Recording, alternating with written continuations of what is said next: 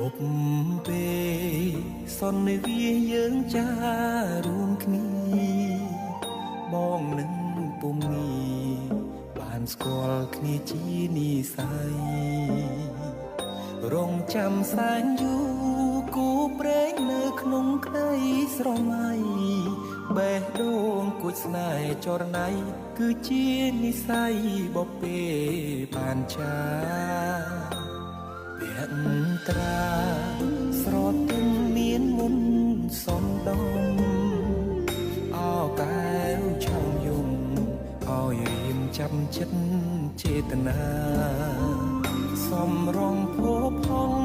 លោមពោល្អដូចអប្សរាប្របីស្មើកូនទេវតាឲ្យបងស្នេហាដកចិត្តមិនរួ